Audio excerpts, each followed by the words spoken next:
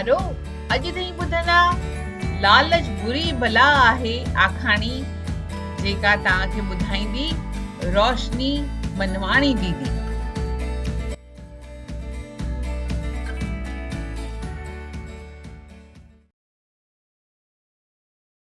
हिक जंगल में हिक बुढ़ो शींहुं रहंदो हो। हू एतिरो त कमज़ोर थी वियो हो जो पंहिंजे खाधे खुराक लाइ शिकार बि कोन करे सघंदो हो। हिकु ॾींहुं रस्ते ते घुमंदे हुन बुढ़े शींहं खे हिकु सोन जो कंगण मिलियो। सोन जो कंगण खणी बुढ़ो शींहुं कुझु वीचार करण लॻो। वीचार कंदे हुन जे मन में हिकु तरकीब सुझी आई।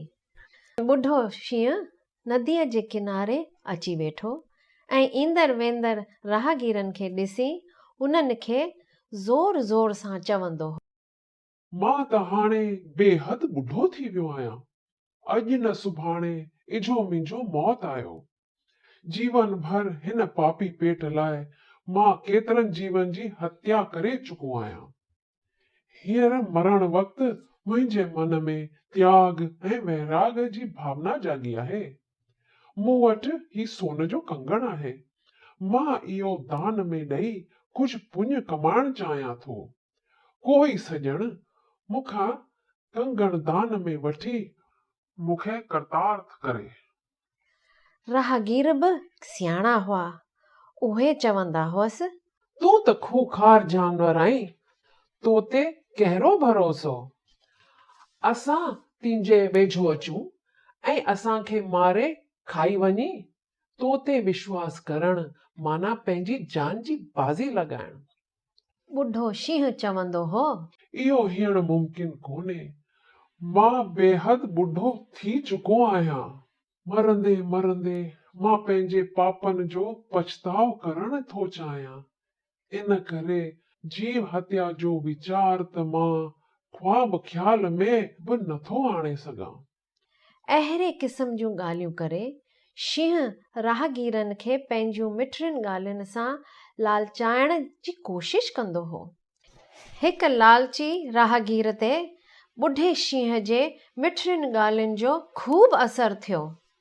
उन शींहं खां पुछियो, मूंखे इहो कंगण हासिल करण लाइ छा करणो पवंदो? बुढ़े शींहं निहठाईअ सां जवाबु ॾिनो, कुझु ख़ासि न, तूं सिर्फ़ नदीअ में सनानु करे पाणीअ जो बुक भरे अच ऐं मूंखे दुआ करे बुक में भरियल पाणी जो छंडो मुंहिंजे शरीर ते हण त जीअं मां पंहिंजनि कयल पापनि खां आजो थियां। बसि जंहिं बुक पाणीअ सां तूं मूंखे छंडो हणंदे उन बुक में मां ही कंगण रखी पाण खे करताड़त महसूस कंदुसि। लालची राहगीर बुढ़े शींहं जी हिरफती ॻाल्हियुनि में फासी बिना अॻु पुठि सोचे नदीअ में सनानु करण वियो। नदीअ में सनानु कंदे हू गप में फासी पियो। जेतिरो ॿाहिरि निकिरण जी कोशिश कयाई ओतिरो अंदरि फासंदो वियो ऐं फतकी फतकी पंहिंजो साहु ॾिनाई। ईअं बुढ़े शींहं खे बिना कंहिं महिनत जे शिकार मिली वेंदो हो। हर रोज़ को न को राहगीर इन नमूने शींहं जे हिरफती ॻाल्हियुनि में फासी लालच वस पंहिंजी जान विञाईंदो हो ऐं शींहं जो खाॼ बणिजंदो हो। ॿारो, हिन आखाणीअ मां नसीहत थी मिले त लालच बुरी बला आहे। त ॿारो कीअं लॻी तव्हांखे इहा आखाणी लालच बुरी बला आहे? दीदी रोशनी मनवाणी तव्हांखे ॿुधाए रही हुई हीअ कहाणी।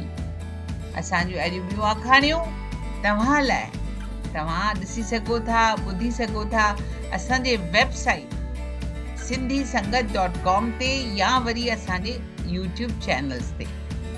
पाण बि ॾिसो, ॿियनि खे ॿुधायो, सिंधियत फैलायो।